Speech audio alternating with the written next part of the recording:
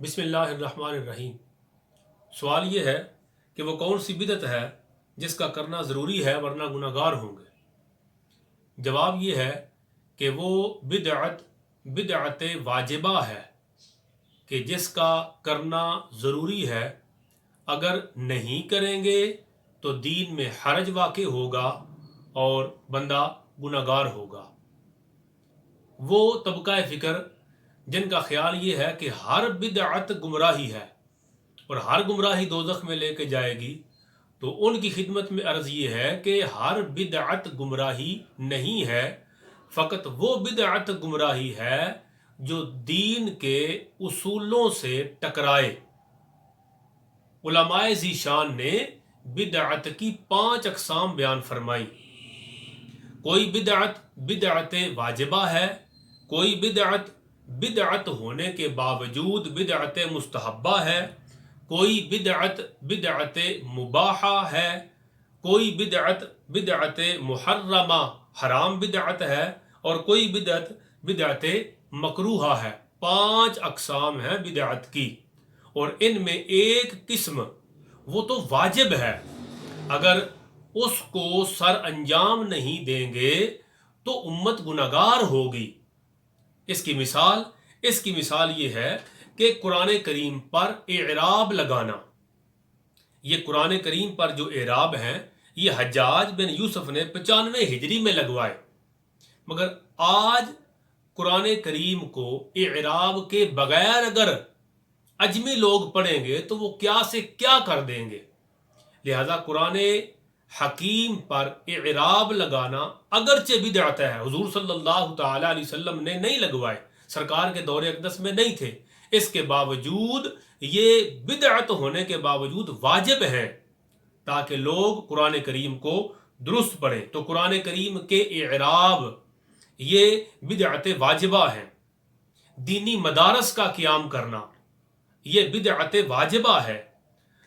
قرآن کریم کو سمجھنے کے لیے صرف اور نحو کو سمجھنا، پڑھنا، سیکھنا، سکھانا یہ اگرچہ بدعت ہے لیکن واجب ہے۔ قرآن کریم کو جاننے کے لیے اصول وضع کرنا، حدیث کو سمجھنے کے لیے اصول ترتیب دینا، اصول قرآن، اصول تفسیر قرآن، اصول حدیث، اقسام حدیث کی اقسام، ھذا حدیث صحیح، ھذا حدیث حسن، ھذا حدیث ضعیف۔ یہ حدیث کی جو اقسام ہیں یہ مصطفیٰ جان رحمت صلی اللہ تعالی علیہ وآلہ وسلم نے تو ارشاد نہیں فرمائی۔ تو حدیث کی جو اقسام ہیں یہ بھی بدعت ہیں لیکن بدعت واجبہ ہیں، کہ حدیث کو سمجھنے کے لیے حدیث کی اقسام کو جاننا اور حدیث کی اقسام کرنا یہ واجب تھیں۔ پھر فقہ اور اصول فقہ ترتیب دینا، قرآن اور سنت سے احکامات کو کیسے نکالا جائے، شرعی مسائل کو کیسے اخذ کیا جائے، اس کے اصول ترتیب دینا یہ اگرچہ بدعت ہے لیکن واجب ہے۔ اور آخری بات، مذاہب باطلہ اور وہ فرقے جو حضور علیہ السلام کے دور اقدس میں نہیں تھے، بعد میں پیدا ہوئے، ان فرقوں کا رد کرنے کے لیے دلائل ترتیب دینا یہ اگرچہ بدعت ہے لیکن بدعت واجبہ ہے۔ تو یہ کہنا کہ ہر بدعت گمراہی ہے اور ہر گمراہی دوزخ میں لے کے جائے گی، یہ دین کو نہ سمجھنے کی وجہ سے یہ کہا جاتا ہے۔